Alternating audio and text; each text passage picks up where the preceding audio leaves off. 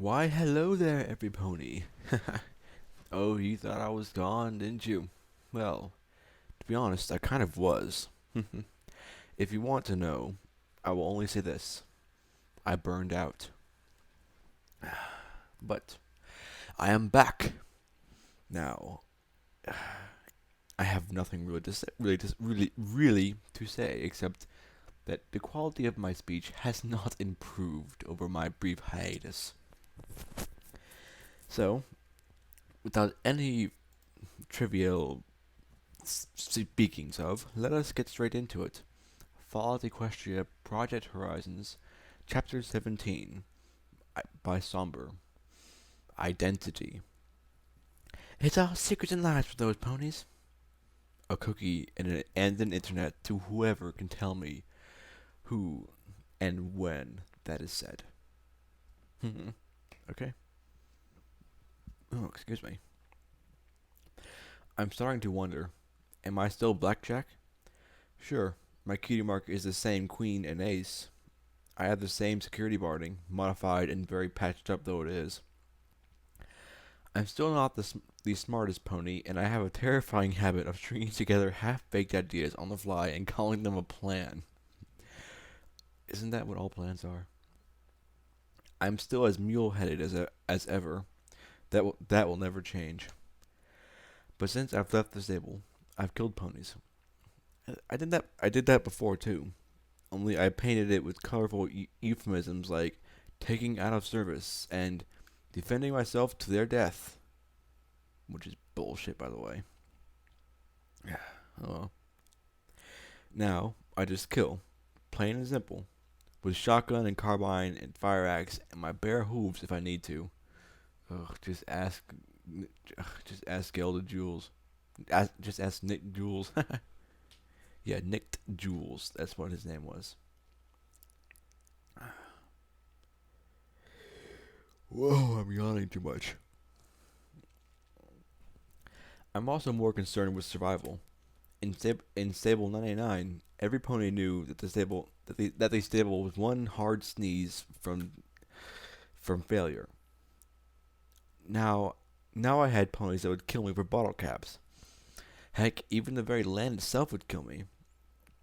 There was already a time bomb inside me that might finish me, or maybe mutate me, then kill me.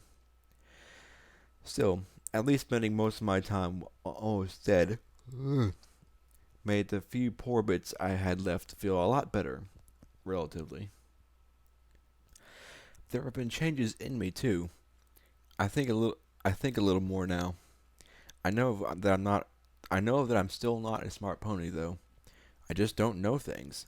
I don't pick up on them as I should. I can shoot things and hit things, and that's about it. I find that I care a little more. It's funny to think to myself of myself a less callous out as less callous outside the stable than inside it, but it's true. I feel bad for ponies who are trying to kill me. How crazy is that? They're trying to kill me, and I feel bad for them about it. Maybe it's not that I'm changing. Maybe I'm just realizing that the pony who lived in that stable wasn't who I thought she was. But if she wasn't, then just who is she? Holy shizen. That's some deep that's some deep shit. Let's continue. It would take us a while to get down from the top of the exchange. Walking wasn't the problem. My legs were strong enough, and Deus's fallen moments had knocked down so much of the walls that we had plenty of slopes we could scramble down. The problem was simply summoning up the will to stand and make our way to the streets below. While I kept staring out at the rain, P21, ever practical, went to dig out Taurus and check his belongings. I couldn't fault him for that. Some scavenger would come by sooner or later for them. The duffel bag carried a few missiles and a few dozen rounds for his hunting rifle. I had to admit, the rifle was a beautiful weapon. Beautiful weapon. The stock was made of a well worn and oiled tan wood with a with the brand of a bull on the stalk. The action slid like silk, with only the softest rasp, and the scope was cleaner and truer than my assault carbine. I ejected the I ejected the clip, looking looking at the armor-piercing rounds that had tried to bring down the techno-magical monster and failed. I'd done no better. In the end, it was P-21's bomb and Jem's sacrifice that had mortally crippled Deus, and his own weapons that had finished him. I had so many reasons to be happy for his death. So why wasn't I? I doubted that any bounty hunters would be after me now that he'd been finished off. Heck, technically this made me a reaper. No point would mess with me now, right? He'd violated my stable and made my life a living hell with the price he'd put on my head. He threatened my friends and mocked a mortally wounded Minnie. So why wasn't I dancing the street right now, singing "Ding Dong, the Deus is dead"? I don't know, answered the old pale horse standing beside me on the ledge, slowly working the cars between his hooves as he looked at me with his sad, milky old eyes. Reminds me of Dr. Farnsworth. Professor Farnsworth, sorry. Alright. Ow. Sorry about that. Shut up. I'm in no mood for crazy right now, I said softly as I closed my eyes. I reckon not, but here I am, he chuckled. I rubbed my eyes, then glanced over at him again. The cards hissed softly between his hooves. What is this supposed to accomplish? I get it. Tainted driving me nuts. So what's with all the spooky little card metaphors? He just smiled and shook his head. Oh, well, us hallucinations need to do something to keep things interesting. Otherwise, some ponies just don't think. What the hell? It's only midnight. Why am I so tired? College. He said as he dealt 5 cards to me and 5 to himself. You know why you're not happy, don't you? Davis wasn't exactly the brains of the operation, was he? Don't look. No, Sanguine and whoever is employing him. I sighed. He told me to listen to the recordings, and I had. The cards were right in front of me. I couldn't help myself. I slowly picked them up, looking at the spread. I didn't have any idea what game we were playing now. A pink mare with a curly mane was balancing on a ball on the edge of a cliff, a cupcake in one hoof and a present on the other. A white alicorn grasping a pair of scales was with a sad expression, a pair of red eyes peeking out of a cage of 9 swords. An empty bottle of wild Pegasus with 8 upside-down shot glasses on a bar, with a mare silhouetted in a doorway. A purple mare hanging by her rear hoof from a rusted streetlight. I think I got a flush, I muttered, glancing at him. Why can't my fucking brain just play the thing straight for once? You tell me. It's your brain. The old buck chuckled as he put down his spread next to mine.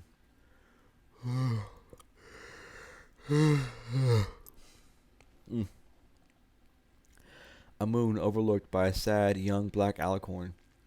A handsome unicorn buck smiling, his mane and horn bright yellow.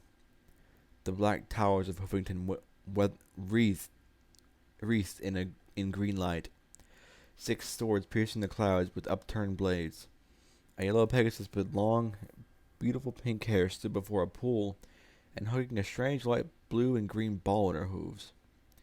I couldn't tell if the car was upside down or not. I'm sure that all this is fascinating and chock full of meaning and mystery. But you should know that I'm not a smart pony. I don't get stuff like this. Why am I yawning so freaking much? I guess I'm just not used to talking so much. These readings are literally the most talking I do all day. Hell, all week. Oh well. Alright. I sighed, closing my eyes. I don't understand anything anymore. Why can't I do anything? I can't protect Glory. I can't I can't make everything right with P21. I can't understand Rampage. I can't even be happy that one of my enemies is dead. I slowly lay back, rubbing my face with my hooves. And on top of all that, and to top it all off, I'm having conversations with crazy hallucinations that give me mysterious, creepy cards. Those were tarot cards, weren't they? Blackjack? Glory asked softly. Who are you talking to? Hmm. Just myself, Glory. I sighed, looking over and seeing that he was gone. I sat up and looked at her again. Her eyes were dull and lost. What could I ask? Are you okay? Of course she wasn't. How are you feeling? She was miserable. Finally, I sighed, stood, and walked to her. What can I do to help, Glory? You can't call me that anymore. I closed my eyes, wishing I could turn her other sibling into a feather duster. Oh, that has so many bad connotations. You don't have to listen to her, Glory. I have 4 sisters, Blackjack, she said. Dusk is the oldest, then Moonshadow, then me. Lucent and Lambert are younger. My father lives on his pension through the Enclave. Dusk is an Enclave security officer. Moonshadow is in research. Lou and Lamb are in Enclave schools. Do you know what a family member turning Dashite will do to them? She asked. I shook my head dumbly. My father will be forced to disown me publicly. Maybe he already has. Otherwise, he loses his home, his income, everything. My family will be forced on some feral cloud near the Everfree Forest, or worse, come down here to survive. Moonshadow might have been bumped from whatever project she's working on, and I know the kind of trouble Lou and Lamb are getting from their classmates. How can they do that? How can the Enclave betray you, but be so hard on Pegasus strong enough to walk away from that? Walking away isn't strong, she snapped back at me. Sticking it out, backing your fellow Pegasi, doing what must be done. That's strength. That's strength. And how come they're not backing up the ones that are feeling with Dashite? Oh well. She said firmly. The Enclave didn't betray me. Lighthooves did. And every single time some Pegasus goes Dashite, they completely destroy everything Rainbow Dash wanted to do. Like they decided to drop her loyalty and courage and become the greatest egotists of the Pegasi. There was one a few years back, a real high-profile case, Deadshot Calamity, a legend in the security forces, the kind of pony who could have really forced the council to engage with the surface. He d- he gets an audience from the Pegasi Council. Does he call for an opening contact with the surface? No. Does he say we should trade food and medicine to the surface? No. Instead, he spends half an hour calling the entire council cowards, featherbrains, and neglected murderers. Then, with his wing, but then when his wing went looking for him to beg to reconsider, he killed them. Bullshit. He didn't kill him. She shouted and stamped her hooves. That featherbrain idiot is almost single-handedly destroyed 10 years of work getting the volunteer corps established. So I know just how damaging what Lighthouse did was. And every time there's a report mentioning the Dashite Morning Glory, Dust's career falls a little more behind. Every time a new release talks about Dashites, Lambert and Lucent will suffer the mutters and glares of their classmates. The only way my family gets to have any real peace is if I'm dead. Dust gave me a choice. Die or pretend to die for real. Your own sister would kill you? The idea chilled me. It was like me killing Mom. She was going to before you stopped her. She was going to before you stopped her. Morning Glory replied softly. but she gave me a choice instead, and that was generous of her. So you're giving up? Of course I'm not giving up. I have to find some way to stop Lighthooves and expose him and what he's doing. Not because he wronged me, but because he wronged the Enclave. Oh, fuck. Fuck me. She is brainwashed so hard. Mm.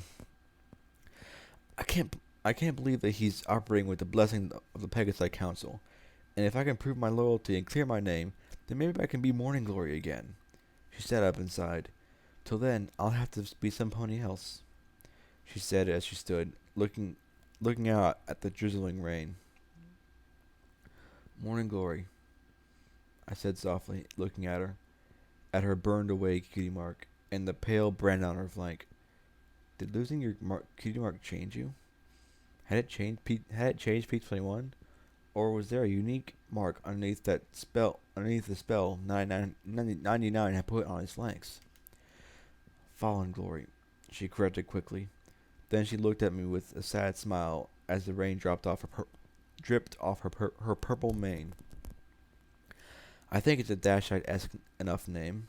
And besides, you can still call me Glory. You and P21 are the only ones that really do. Glory, you don't have to do this, I whispered, looking into her hurt eyes. Just like Minnie's. I couldn't shake the thought that this was the same kind of suicide. That this was some kind of suicide. Bloodless, but no less wrong. Her lips trembled as she closed her eyes. It's better this way. What did I have left that was Morning Glory's anyway? My career and reputation are gone. My family is ruined. My sister wants to kill me. And I don't even have my... She clenched her eyes and teeth in a hiss of pain. I couldn't tell what was rain and what was tears anymore. She drew a shaky breath. All I have are my friends. That's more important to me than my name. Her round, wet eyes stared up at me, begging me to accept it. Accept her. What could I do? Everything about this felt wrong, but I put my hooves around her and murmured, "If this is what you really want, Fallen." She gave a little sob. It wasn't, but it was what she thought she had to do. When she stopped crying, I took a deep breath and gave her a look of stoic determination. I also have to confess something. A grave and dark secret from my past. Something I've never told any pony, I said, watching her eyes get round as she braced herself. I took a deep breath. My name, the secret true name of the security mare is Go Fish. I know exactly how that feels, Blackjack. No pony knows my real name. I heard it with a burning passion that would put the Nether to shame. I am very sorry for that. I've been playing too much Minecraft, but my voice has been burned out. She blinked at me in confusion. Then I let out a smirk and curled my lips in a smile. She let out a hiccuping and a hiccuping little giggle. Then another one. Finally, we broke out into laughter. I guess you had a really big aquarium in 99, huh? She said as she gasped for air. I just smiled and nuzzled her forehead. She didn't get the joke. She was still my Glory, no matter her name. What is a name? For a rose by any other name would smell just as sweet, and a Glory by any other name is just as naive. For now. This is just so good. When Stable 89 opened its doors, they found me in the tub.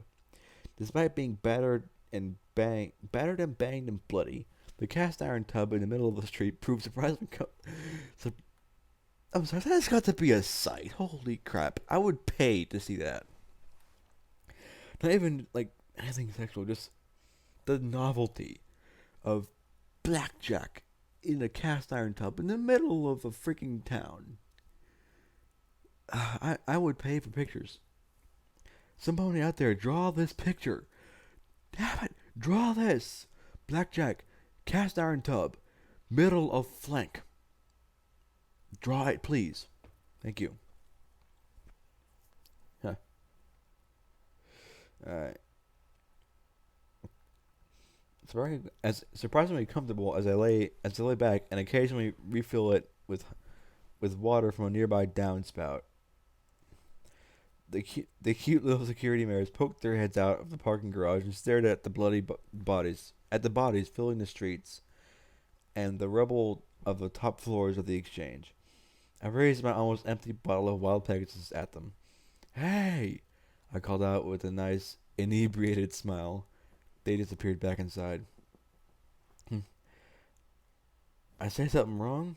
I asked P-21 as he came limping up with his duffel bag. With the pull, I emptied the bottle. Probably didn't expect us to hang around, P-21 said as he set the bag down and unzipped it. No water in the wasteland, it seems. Any pony who wasn't killed stripped most of the good gear before running. Still, I found a few with some useful things. He scooped up 2 hooffuls of bullets. Ugh, 9mm and 20 gauge shells, I muttered as I pawed my hoof through the collection of ammo. Still, might be able to sell it at the exchange for something more substantial. I wanted some more clips for the hunting rifles. Automatic pistols, revolvers. Ooh, I said, sitting up. An IF-33 Applebuck. I picked the weapon. I picked up the weapon and immediately drew back the slide. 12.7. 12.7? That's my favorite gun in Fallout New Vegas. Yeah. 12.7mm rounds. Semi-automatic firing, 7-round clip. I pointed away from any pony and gave a small frown. Been through the wash a few times though. Let me guess. No more 12.7? Ask your pit buck. I just collect the bullets. Those are short. Those are long. Those are round and plastic. That's about all I can do. He's I know how it is, man. He said with a smirk. Right. I said, right. Sorry. I said. And a dozen sticks of dynamite, some frag grenades, a few landmines. This, he said as he pulled out a half-full bottle of whiskey.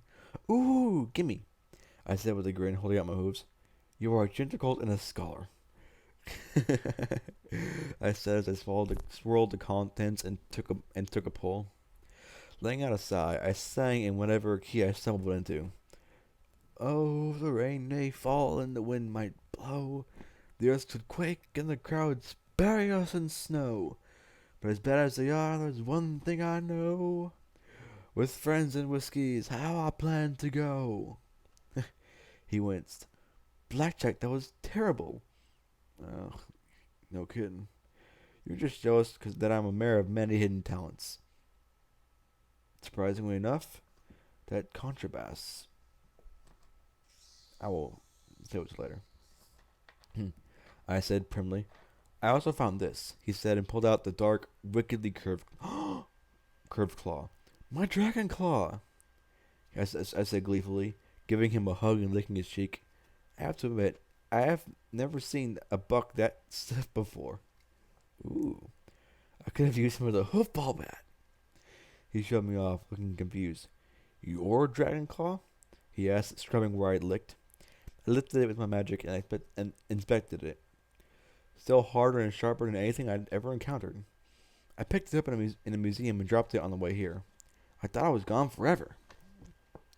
Where did she drop it anyway? Oh well. I lay back in the tub and took a pull off the bottle. I might actually get laid if my luck keeps going this way. He coughed and flushed a little as he looked away. And to firmly change the subject off the reproductive organs, why did Glory burst into tears when I called her Morning Glory? Oh, fuck, P-21. You just know how to kill my buzz, don't you? You're worse than Buzz Killington. Hope y'all enjoyed the little Family Guy reference. I sighed and slumped, my muzzle dipping under the water to blow bubbles for a moment before I rose and explained. Glory wants us to call her Fallen Glory now. I don't get it. It's like she's willing to just die so she doesn't inconvenience others. Just don't get it. Then I looked at him sharply and took a slow pull of the ember fluid. What about you? What about me? He asked in confusion. Everything about changing your name? P21. You could call yourself Boomer. The Blue Bomb. Maybe a scalpel can remove that whatever it is on your butt so we can see your real cutie mark under it. I said as I gave him a smile. Yeah, that would actually be a good idea, P21.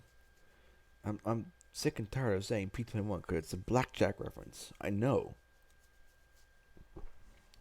Though I don't know exactly what. It's got 21 in it, and 21 is blackjack gold. Oh well.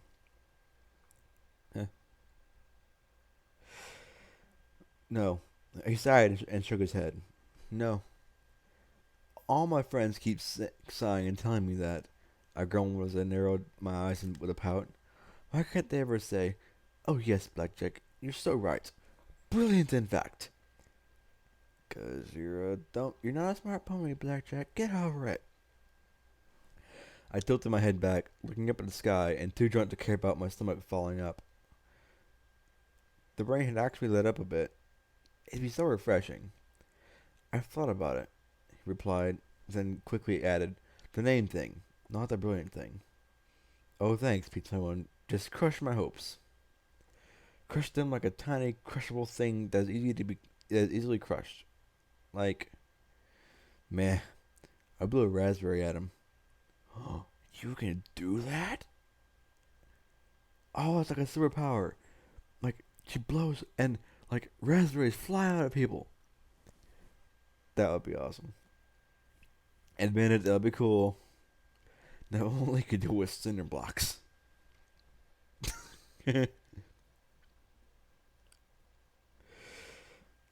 Some bucks think about names in 99. Who we'd be if we could be somebody else. Our names, our cutie marks. He hooked his hooves on the edge of the tub and rested his chin upon them. Fact is, I like being P21. I like down the buck that they were supposed to kill but couldn't. I can't forget 99. It's a part of me, so I might as well take some strength from it. Oh, fuck yeah. "Oh yeah, brother." Some macho man Renee Savage for y'all. I pursed my lips and tapped his forehead. "You think too much. How about you take some of my fun, and I take some of your smarts, and then we'd be like unstoppable," I said with a laugh. The stable security mirrors peeked their heads out at us. I gave them a sardonic grin, and they disappeared once again. Ugh, why do they keep doing that? "No idea," he said with a chuckle. "But one little piece of advice. When most ponies take a bath, they take their barding off first." He trotted off next to check for more salvage. I blinked and then leaned over the edge of the tub, shouting after him. "Most ponies haven't been shot at as much as I have. I've got a bounty on my head, you know. My head is worth thousands of caps." I leaned further out and as I waved my hoof at him. "How much is your head worth, huh?" And with that, I was familiarized with the concept of balance, and as the legless tub overturned and sent me sloshing out across the crumbling asphalt. The mirrors by the parking lot just stared in shock. "I have a very valuable head," I muttered to the sky. "But there's nothing valuable in it." Oh well, let's get the show on the road, shall we? A few hours later, after a soggy nap in the street, I was dry and miserable as my treacherous body metabolized the alcohol, dehydrated my tissues, and gave me the sensation of having been kicked upside my dumb head. I knew it was because Glory had told me in clinical detail what my body was doing to make me feel so miserable. Of course, my head throbbed far too badly to care. Ha! Take that, smart ponies. The fact that I was feeling shaky after the chems I'd taken to fight Delos didn't help much. We gathered in the lounge of Stable 89, alone save for the bar pony who was mixing up something called the price. Ooh, this is good. She trotted over with carrying a tray, uh, with a tray carrying a shot glass and a large bottle of orange fluid. Screwdriver! I know because I read Cujo. Yeah. Good book. Go read it. Kid dies. Snape kills Dumbledore. Spoiler. Here you go. Fix you right up. Are you sure we can't go back to Scalpel's clinic? I muttered, looking at the glass. It was filled with some kind of red fluid with a raw egg on top and some sort of reddish brown stuff sprinkled all over it. It smells like butt. It's gonna taste like butt too. When I visited the clinic, Scalpel had just given me a look and said, "This isn't the camera draw. This is Tate eating your heart. Stop helping it!" and tossed me out on the streets. She was very good at giving looks like that. That was on a look. She has a standing policy of not treating hangovers, Barb Pony said brightly. She had the most bizarre key mark I'd ever seen or imagined. A hodgepodge of a balloon, streamers, glitter, a shot glass, a tiny wrapped present, and a mass outline, all crammed onto her butt. Wow, that puts Pinky's balloons to shame. You drink this one first, she said, pointing to the shot. Then you drink from that bottle before you throw up. It helps if you pinch your nose shut. I rolled my hooves with a lurch. I'm going to Scalpel's. I'll pay her double. Gloria and P21 pushed me back down, ignoring my whining. This is whining. she's she's dealing with injured ponies now, P21 said firmly. You're not injured. Drink. Chug, chug, chug, chug. I sighed and lifted the shot glass. When I throw up, I'm aiming for you, I warned. Then down the spicy, slimy, egg-y, salty, tomato-y concoction in one go. There was definitely a greasy sense of something trying to crawl back up my throat. Then I blinked as P21 started to shy away. I held the shot glass to Bar Pony. Not bad. Can I have another? And thus her legend grows. Holy shizen woman! I like this. I like this Billy a lot. And thus her legend grows, Rampage said with a snicker. I'd had no idea what she'd done to improve her mood, but I hoped it hadn't involved maiming.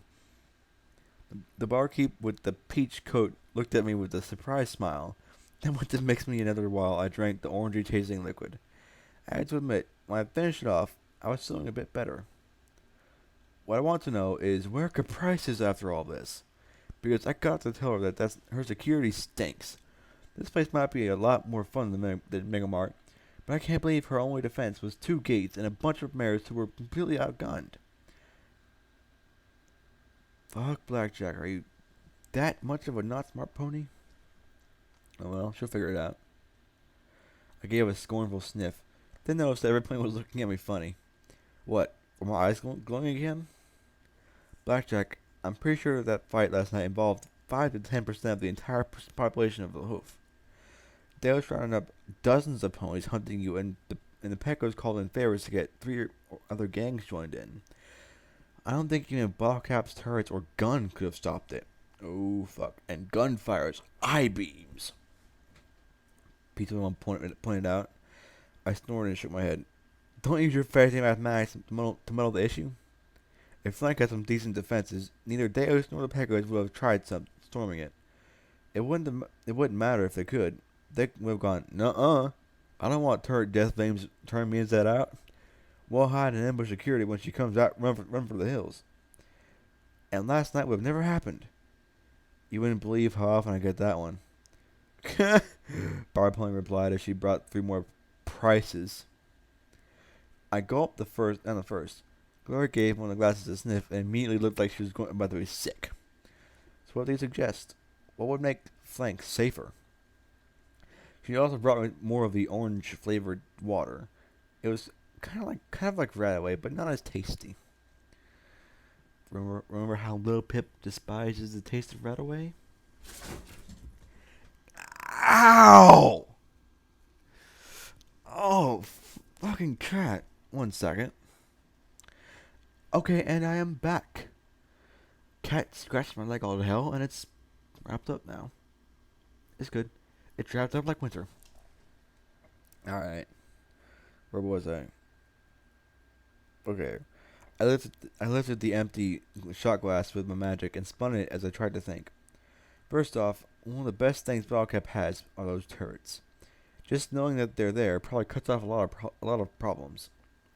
You've got 6 buildings that would give you an excellent field of fire on the ground. You just got to get the turrets, install them, and make sure that every guest knows that doing something stupid gets them shot. Yeah.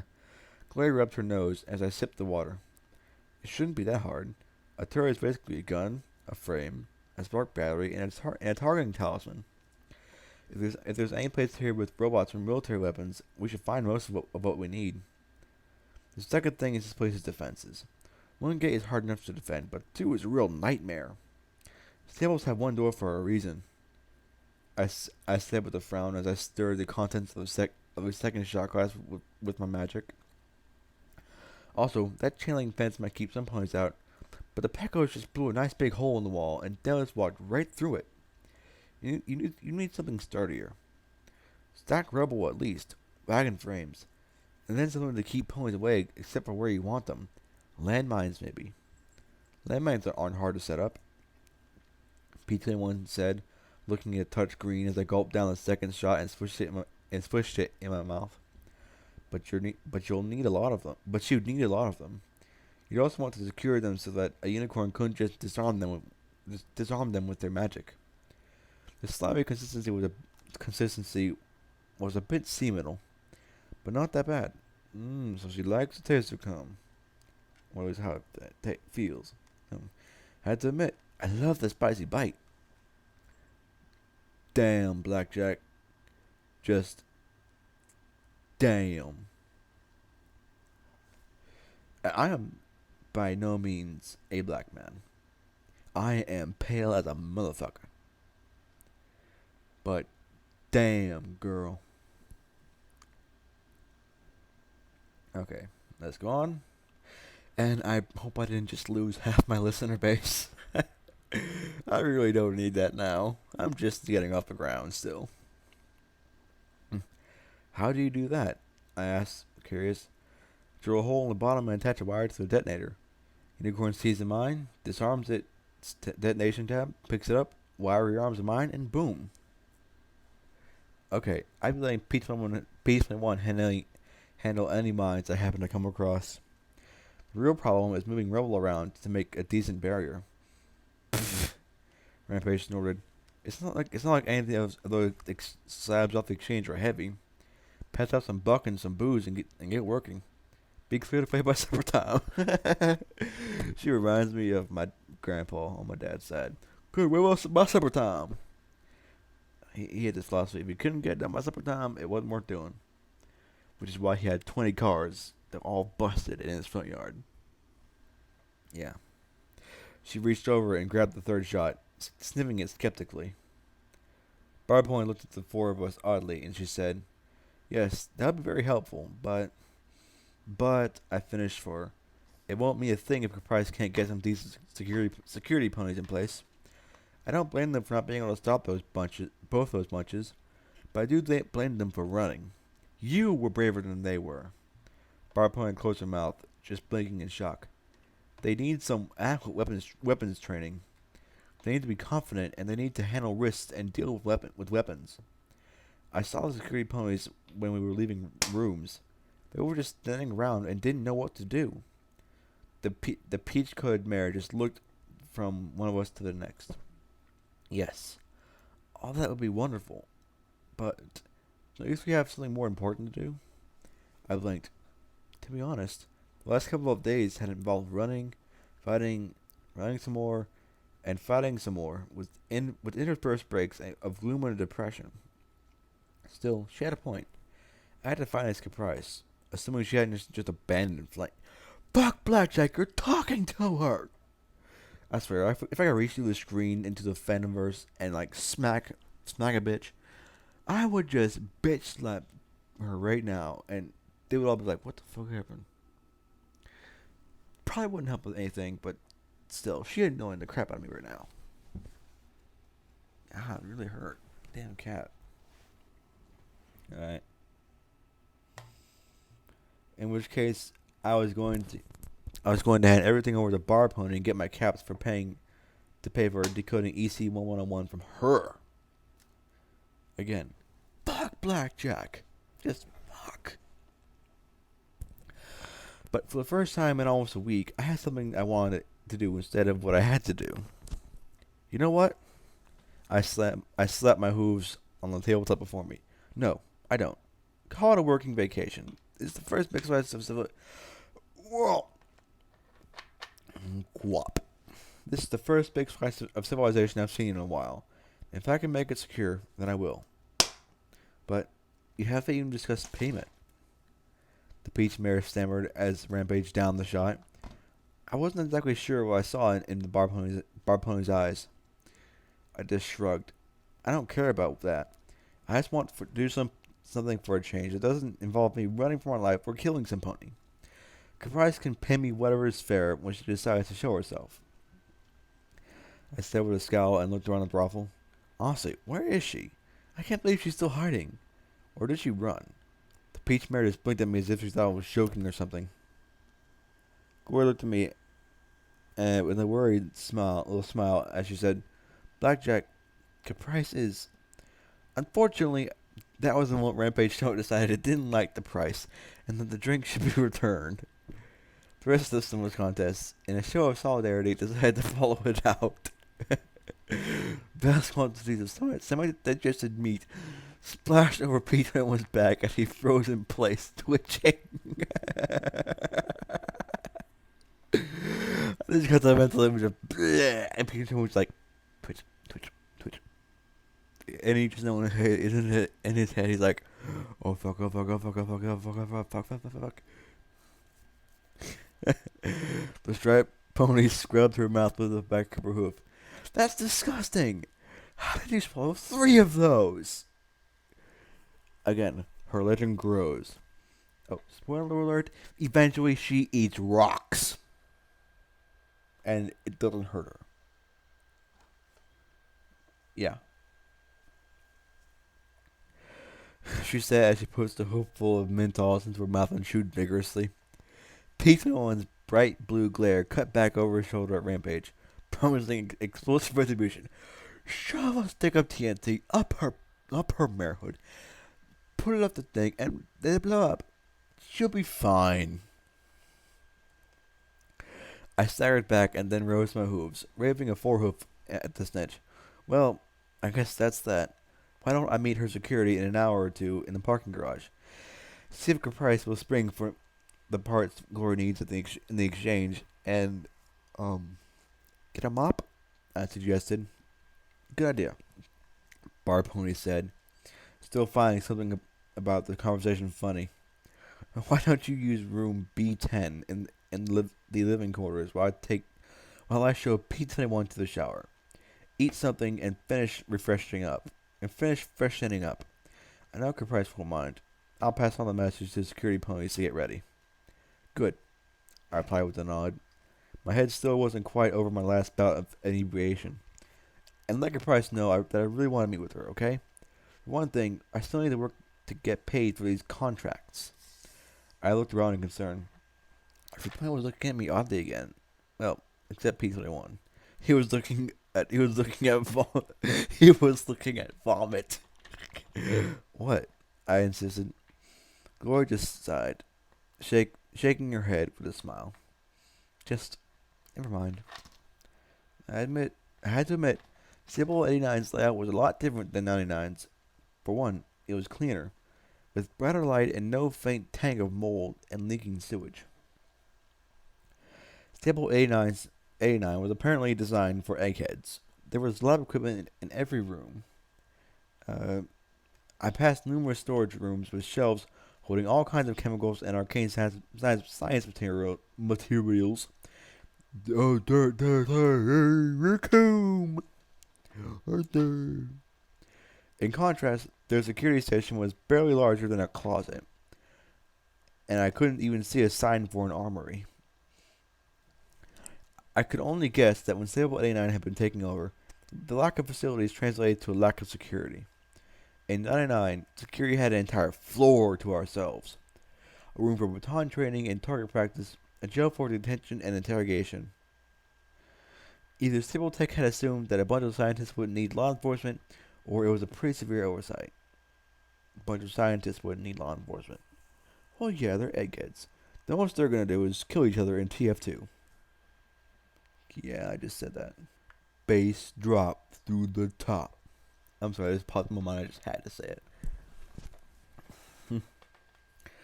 The living quarters were divided into sectors A, B, and C. I suppose it was an egghead thing. A was dedicated to sexing, but it seemed like the other two were for ponies living and working here.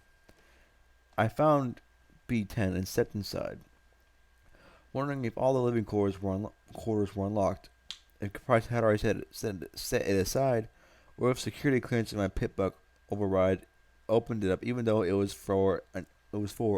another stable.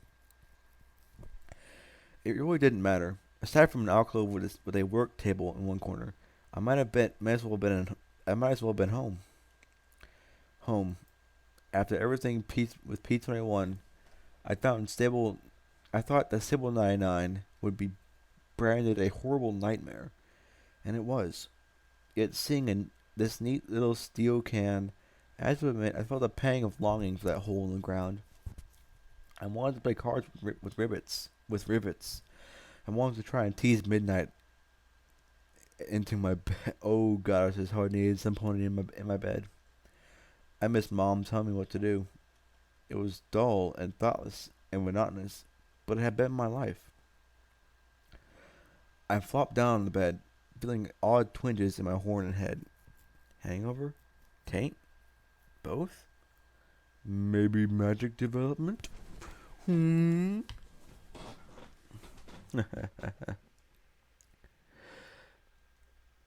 Ugh, I just can't imagine what. I can just imagine what Mom would say. Blackjack, you're neglecting your duties and yourself. I sighed as I rolled onto my back, loving the wonderful familiar of the mass-produced stable tech mattresses. You sleep on one and you've slept on them all. Just like the. That's what she said. Funny thing was that the idea of helping Flank be safer just seemed good to me. I might have, I might have first thought it was some kind of drug den, but having been here and experienced the joy of eating new food, or music and mixers, or even the thought of sex in Stable 69, I felt that the wasteland needed Flank, something to look forward to, something, uh, something that was more than mere survival. I just hoped Caprice wasn't a complete tool when I finished setting up security. Ugh, I was helping this mare, and she couldn't even shake my hoof with a thank you. Sweet Luna Blackjack, you were one dumbass pony. Crap. Now I was starting to get bored. In fact, technically, I was waiting, which was worse than just boredom. I still had the other memory orb from Miramare. No. Fuck no. I said as I sat up and smacked my temples with my forehooves. No more orbs, brain. They are not healthy for you. They make you sad, or make you wake up all alone, or wearing a bomb. Or wearing a bomb! It's the bomb, boy. So no orbs. Then I blinked and rubbed my face as I realized that the idea hadn't gone away. If I use one, I'll wake up, I don't know, with a tattoo, or 2 centuries from now, or pregnant, or something. With a tattoo, 2 centuries. I'll wake up with a tattoo, 2 centuries from now, pregnant. I looked over at my saddlebags. Tick, tick, tick. I let out a long sigh of disgust. This is going to end badly, brain, very badly. For some reason, the memory orbs can be my least favorite part of the stories. Oh well, I know you all like them, so I'll read them. Refreshing. My body was. Oh, wait, no. Too far. Yeah. I folded my bags over and set them next to me. Okay, just warning myself. This is a bad idea. Last chance to do something sensible like sleep, masturbate, something. Nope. Still wanting to check out the orb. I sighed and touched my horn to it. Whoosh. Wow. No password or anything. Refreshing. My body was okay. Those were wings.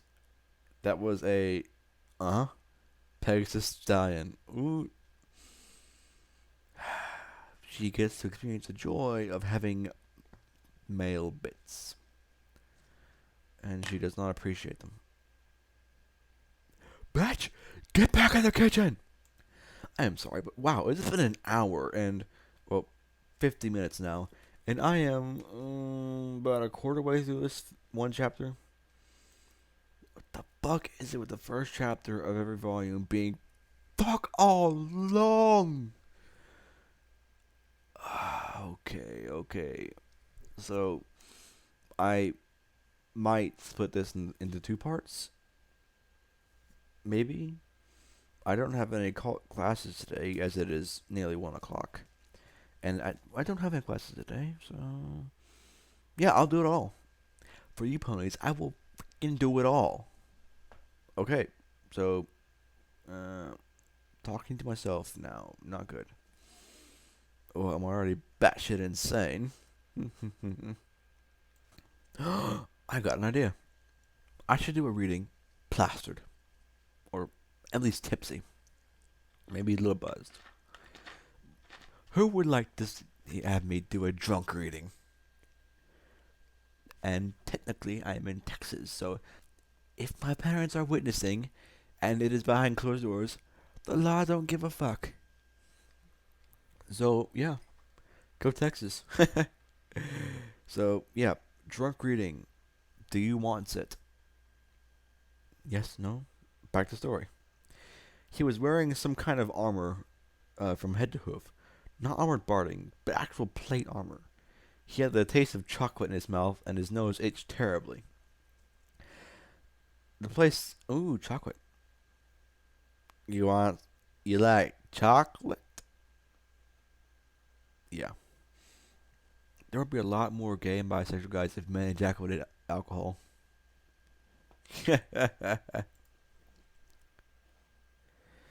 uh,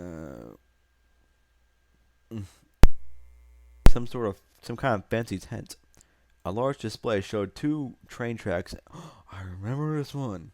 And some sort of rail yard where dozens, maybe even hundreds of train cars all lined up on the model. There were all kinds of ponies standing around looking grave and talking in low voices. My host carefully snuck out something from under his wing and, under the pretense of adjusting a strap of armor, popped an entire cupcake into his mouth. This is cupcakes made of ponies. Delish. Oh well. You keep doing that and you're not going to fit in your armor. Amir said in a soft, teasing tone. Ooh. He looked over and both our hearts stopped as we looked into the bright teal eyes of a beautiful dark alicorn. Whoa. Praise Luna. I was stunned by her beauty and terribly embarrassed. My host choked down the cupcake in one gulp, finding the urge to cough and returned to attention. A dark wing stretched out. Oh look, crumbs. The softest feathers imaginable flicked them from his lips. I'm fairly sure both my host and I could have died right at that moment. You've been so happy you could have just died and you would not care. Yeah, I think that's what they're getting here. I was used to Princess Luna being a painting on a wall or a picture in a book. The concept of Luna being sent to the moon for a millennium, only to be returned a few years, and then assuming control of Equestria, were some dry chapters in a book for me. Respectable and tragic, certainly, but she wasn't real. Blackjack, I want to smack you upside the head, then punt your cunt over the core. Twice. Sorry. As if you couldn't tell, I would support the NLR if it ever came to that. Let it be known that I am in no way, shape, or form, in a, in no sh- in no sh- way, shape, or form am I an advocate of any kind of war, aside from fictitious war, like video game war. So yeah, back to the story.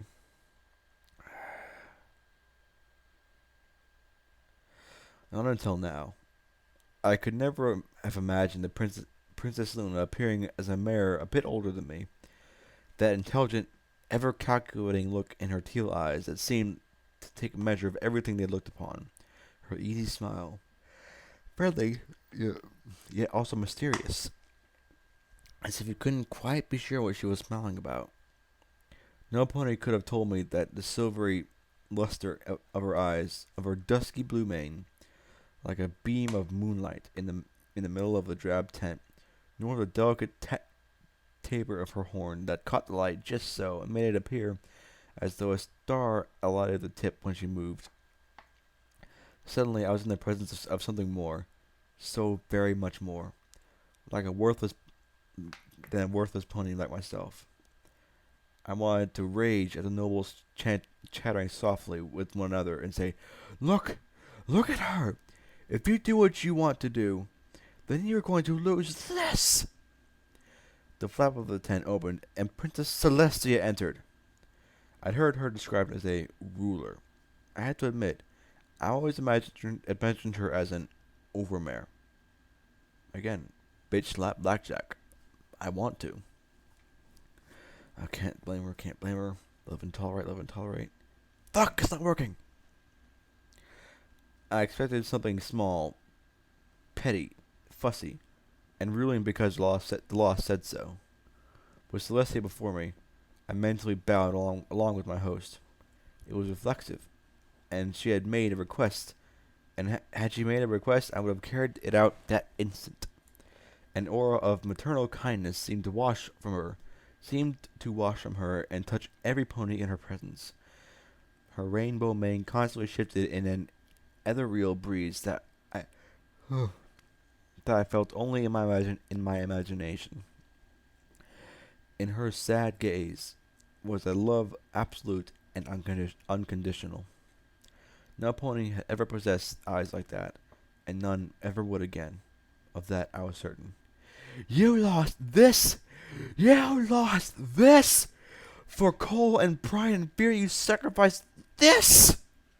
I wanted to scream at these ponies, and the princesses themselves. I wanted to show them this empty world that would follow them. No price, none, was worth the loss of these princesses. The world was less without them. My host, however, did not move a feather. I swore his lips still tingled from Luna's playful brush, but all his attention and every sense was focused on Celestia. Celestia's own features were worried, like the sun hidden behind a wall of clouds. Luna immediately approached her. They said no. Celestia took a deep breath and shook her head. "Your Majesty, this goes beyond insult. The coal was paid for nearly 2 years ago. This is illegal for zebras to halt shipments due to a political disagreement." Again, bitch slap. A fancifully dressed mayor snorted in disdain. "Bitch slap the cut across her fake head." I just want to do like Deus and yell, "Cunt!" so loud that it reaches across the void, across the ether, across the nether, across the end, and bitch slaps the over the core. Maybe something will happen. Maybe changes.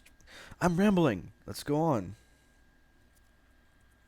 The Caesar, the Kaiser remains adamant. The coal will not be released until his government can verify the legality of our claims. Celestia said softly as she looked at the models. His representatives also hinted that we should re-evaluate our own gemstone embargo. It's a ploy, Your Majesty. The Kaiser is just using this as an excuse to extort more beneficial contractual terms in exchange for our gemstones. A unicorn buck harumphed. They are simply being stubborn, and we can't just bend neck. So, be stubborn right back. The buck, man. A pony wearing more business-like attire coughed politely. It may be moot, Your Majesty. Zebras do not need gemstones to survive. Hippocampus Energy estimates that, even after cutting back power supply to 40%, we can only keep going for another month.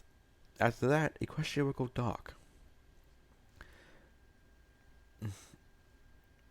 Some pony reminded me whose great idea was to build an infrastructure on an energy source Equestria doesn't have. Princess Luna asked in a faintly sarcastic tone. Only Princess Celestia smiled at that attempt of humor. The rest of the ponies in the tent looked nervous. A Pegasus in fancy formal dress tapped their hooves. Well, we have the guard here. We're in the right. Just take the coal and let the Caesar choke on it. If the king can't govern, why should we suffer? Bitch, shut up. Murmurs of agreement grew. Celestia simply looked sad. Then a young voice said from the corner of the tent, That would be a terrible idea. Every eye in the tent turned to a unicorn buck, who seemed to realize that this was not his place to make a comment of any sort. He was the same age as me, pale of hide and with a straw yellow mane and an oddly yellow horn. His cutie mark was a yellow teardrop. I hoped it didn't signify him wetting himself. He clearly looked like he wanted to. Yet Celestia smiled to him. And you are? The handsome unicorn stallion with a compass. A handsome unicorn stallion with a compass, with a compass rose on his flank, glared down at the young buck, and he then quickly chuckled. Oh, don't mind him, Your Majesty. He's still learning his place. Bitch. Sit down and shut up. And clearly his place was to shut the fuck up. I'd gotten plenty of looks like that from Mom. The white unicorn with the yellow drop then pressed his lips together and stepped past the larger. The Kaiser is the protector of the zebra people. He's not a king. He's a protector. When the Wonderbolts extracted the hostages from the Barnaby coast, it was an insult to his ability to protect people in his lands. He has to restore his respectability. Quiet, you! The handsome buck muttered, with a glare before giving a suave smile to the princesses. Don't mind him, Your Majesties. He spends a few years in their lands and thinks himself an expert. Perhaps, but I want to hear all options. Continue. The elder unicorn looked like he just downed a shot of Bar Pony's price. The yellow-maned young buck swallowed. This Kaiser, since he rose to power, he suffered many setbacks. Monster attacks, droughts, and now the hostage crisis. He needs to win, Your Majesty. Give him the gemstone concessions he wants. And then things calm down. And then when things calm down, they can be renegotiated. The Pegasus mare gave an outraged little snort. That's treasonous talk, putting zebra interests ahead of our own. We can simply take the coal. Bitch! Shut the fuck up! You're selfish cunt! Shut up! Shut up! I want to kill these responses so hard. So hard. And the Kaiser will fight back. He has to. It's his sacred duty. He looked around at all the assembled ponies.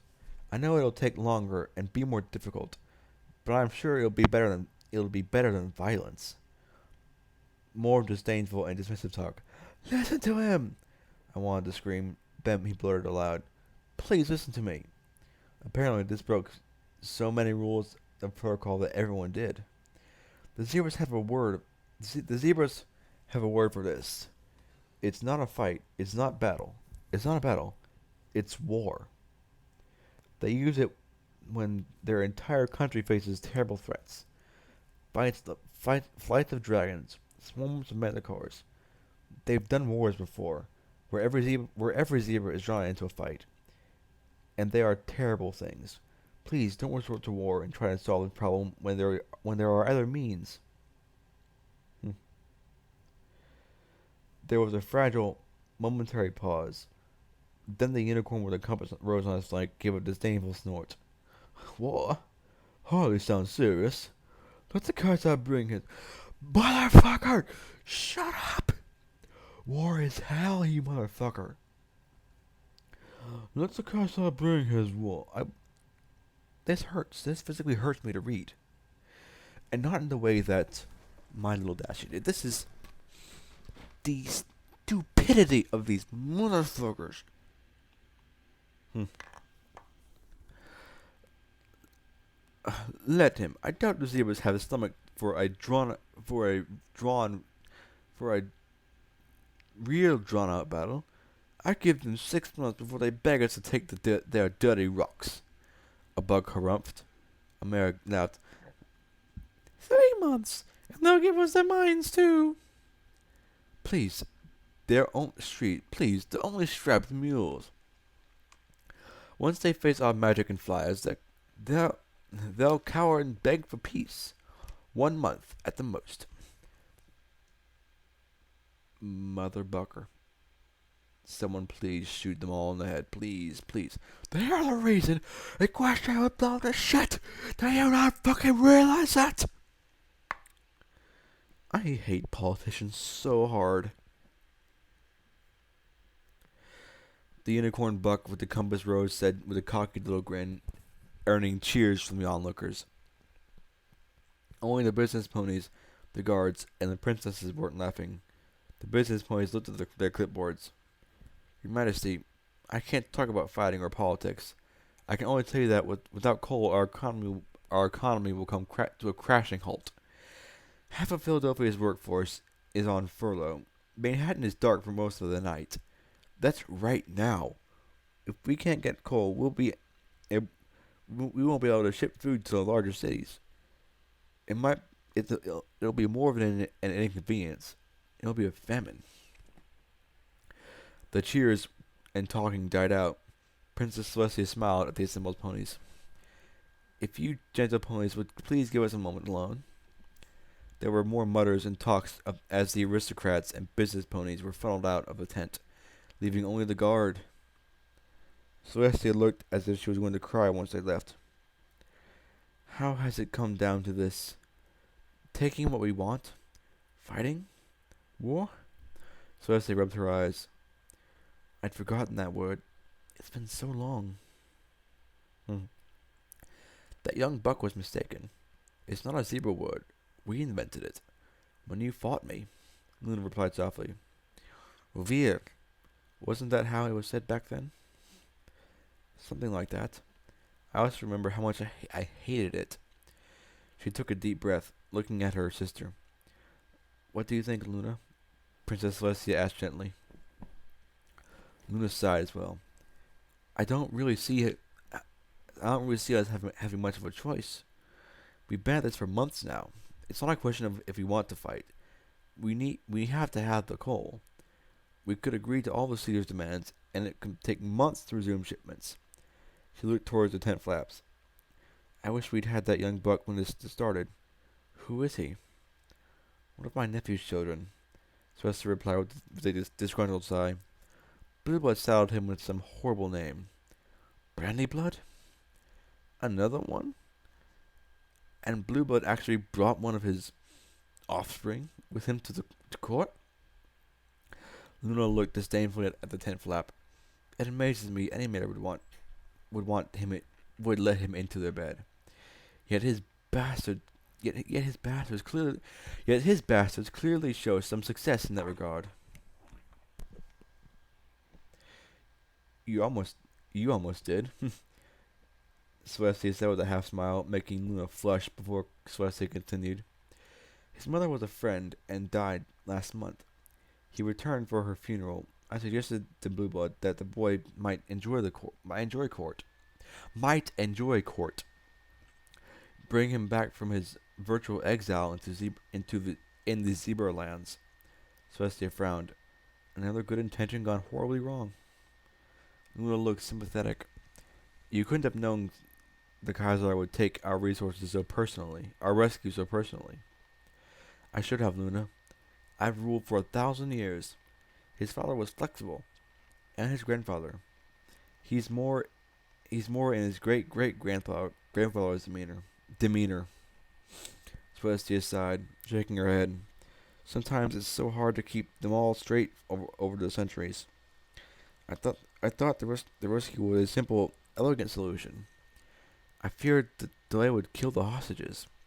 And now, having lost the Wonderbolts saved lives and lost at the loss of their own. No pony can do more than that, Luna said as she put her wing around her sister. No hope with diplomacy? Negotiations have danced around in circles since then. The solution should be obvious, but for some reason we simply can't agree. They need the gems desperately. They're needed for the most potent weapons against the monsters in their lands. But we can't give in our gemstone embargo. It's the only leverage we have. She rubbed her eyes again. I miss the days when my biggest concern was a snoring dragon smog problem or parasites in Philadelphia. She gave her sister a sad smile. Want to take over? I could do with a nice long vacation. Luna laughed. Not for all the sugar cubes in Equestria. Besides, I know you're not serious. It'll take more than this to make you quit, Tia. Aww, Tia. True, Princess Celestia said with a soft sigh. So then, this is how it starts. I only hope the Kaiser realizes how dire our need is and reconsiders. She levitated a scroll of parchment and pen, deftly writing with the practiced ease of 1,000 years. She coiled it up and approached my host and a unicorn guard beside them. Take this executive command to Captain Lighthorn. He is to take custody of the coal shipment. Take care to keep casualties to an absolute minimum. Understood? It's so sad. Yes, ma'am, the guard said in unison, the unicorn hovering the instructions as they saluted and trotted out of the tent. Can you believe that? My host muttered, intense. We don't talk about the princess's business, Cupcake. The unicorn muttered beside my host. Then she looked a touch worried. But yes, that was intense. Outside the tents, the nobles had gathered in little herds, while off to the side, Blue Blood was administering a rather physical education of his own as he smacked the straw-made young buck over and over again. How dare you, you little embarrassment!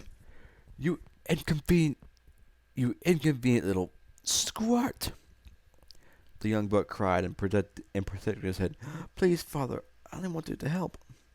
Don't you dare call me that, you hear me? You have no Oh, hell no. Later, you will get his just desserts. Later. You have no father, Blue Blood growled. Cover for me, Cupcake said as he made a swift detour. The brown Pegasus thrust himself hard between Blue Blood and the young buck. Excuse me, sir, but you are distressing the gentlefolk. Blue Blood scowled at his son and then glared at the guard before raising his snout in the air and trotting away to make his apologies. Cupcake just sighed and shook his head before looking down at the buck. Say, you alright? What's your name, kid? He looked up at the cupcake, and then I felt myself start. His eyes weren't yellow, but a brilliant gold. Blood trickled down between them, uh, from a small gash on his brow beside an odd, metallic gold-colored horn. Despite his tears, his gaze was steady, and held a confidence that shook me. Thank you. I'm fine, he said as his intense golden eyes stared into me. And my name is Goldenblood. Dun dun dun. Whoosh. Coming out of the memory, I immediately jumped to my hooves. Okay, miraculously, I fell flat on my face, intending to jump to my hooves. Still, I looked around for the bounty hunter monster pony cyborg ghosts that surely had sprung me while I was in the orb. All I saw on her was the glow of the lights and the whir of the vent fans. And then I slowly lifted the glowing orb. Tears trickled down my cheeks as I stared at the little cloud of light within. Priest had tried to explain it to me. That memory orbs were just more than just experiences. They were testaments, proof of the existence of ponies centuries ago had shaped the world today. They were more than just curiosities or battles or relationships played out in better times. They were lessons of just what we had lost and how very far we had to go to reclaim it. I pressed the orb to my chest, the most precious object I could imagine in all of Equestria. I don't know about you guys, but I wouldn't give anything. Well, there was one thing in the world I would not give.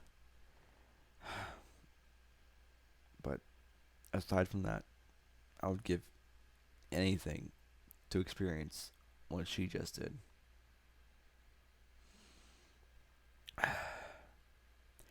4 hours later, I collapsed against the concrete rail on the top floor of the parking garage. My training session with the security mares, as I and I use the term because there wasn't a single buck among them, had been an unmitigated disaster. They could shoot and they could swing a baton, but they didn't have the attitude. That was terrible. Just terrible. Teaching is hard. That's what she said. Below me, the cleanup of last night's wreckage was just getting started. Slabs of the exchange were being cut free by Fallen Glory's disintegration bolts or small blasts of dynamite. Rampage and a few hardy bucks would slip into straps and start pulling. Unicorns levitated lengths of pipe under the slabs to keep them rolling. Smaller pieces were heaped up along the fence perimeter. It'd take a while, but with every working together, at least the foundations would be laid. Apparently, Caprice had told all the visiting bucks that no pony was getting laid until it was cleaned up. I never seen such hard work at all. Okay, this has got me in an upper mood right now. There is no better motivation than not getting laid until you're done. No better motivation. Even death is not as good a motivation as that. Holy crap. That's a little thing for all you mares out there. Sex is a very good motivator, especially when you're talking about bucks.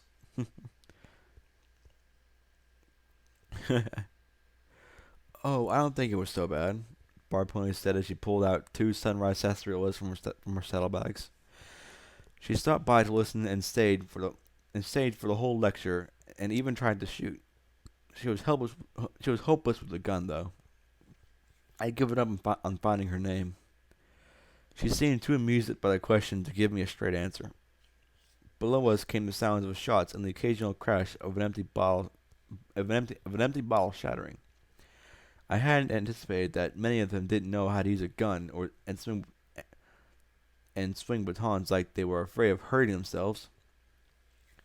They were scared of me, I muttered, glancing at her. Worse, I think I sounded like Mom and made them feel like they were worthless at the same time. You just have to realize that most of these ponies here aren't exactly brave warrior folk. They're prostitutes that rotate their security duties. Mares who are trying to kick Dash and dust addiction. And fillies desperate not to fall into either trap. And bucks who sign up just to try and use it to get free drugs and sex. Which are you? I asked, and then winced. Ugh, don't answer that. Prostitute. But I have a lot of side jobs now, she said without hesitation or shame.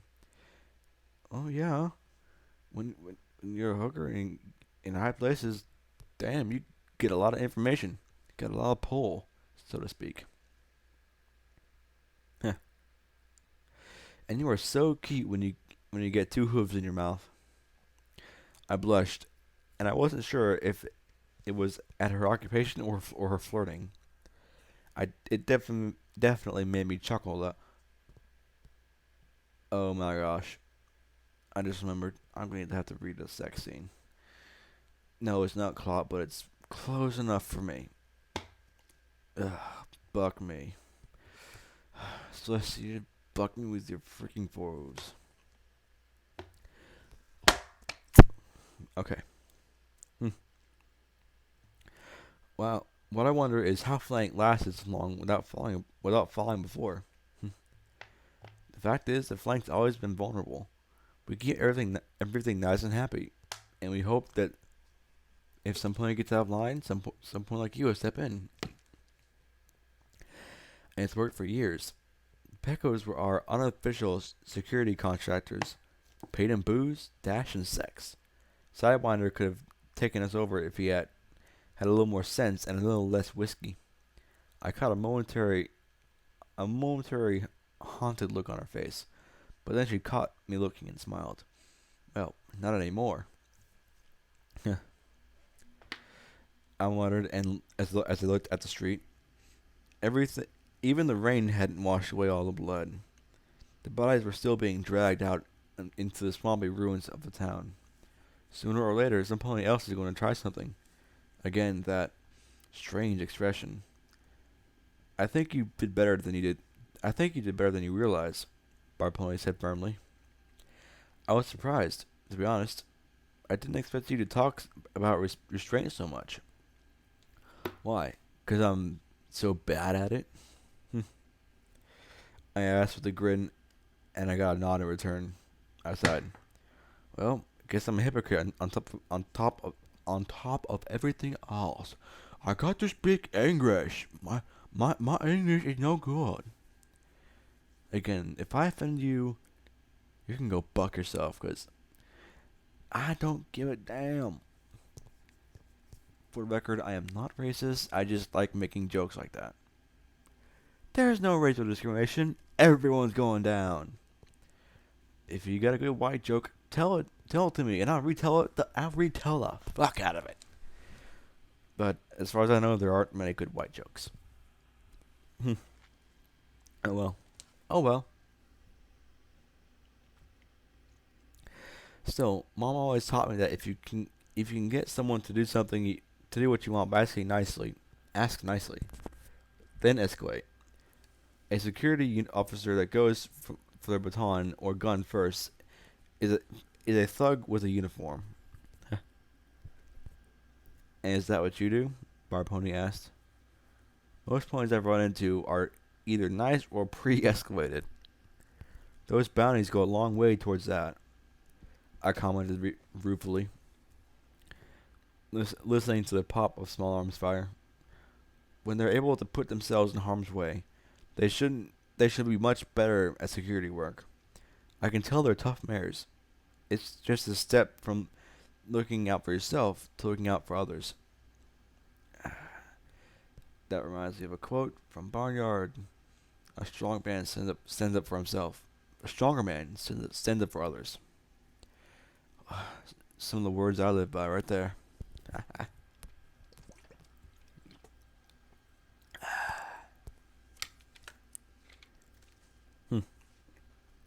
And just like that, I was being kissed. Sweet gosh, as I was getting kissed, my eyes went wide as I felt like my eyes went so wide I felt like they would just roll out of my sockets. My rear legs gave out as I fell as I fell silently onto my haunches and felt her tongue doing things inside my mouth I could barely imagine. It's a good thing it's 1 in the morning, or I'd be so in trouble because I still kind of live at home. Hey, living out of home is expensive. I'm in college. When she finally gave me a breath, I felt myself blushing from horn to hooves. How was it? What? Then I shook myself hard. What was that for? I didn't want to not have to do. I didn't want to not have done. I didn't want to have not done that, she said as she turned and curled her silky tail around my throat. Now come on. Huh? Where are we going? I asked as I trotted after her. She gave me a look and I quivered down to my hooves. Oh. Yeah, and I am very glad they skipped this because there's a certain other fic where there is a scene, one full chapter that is devoted to clap.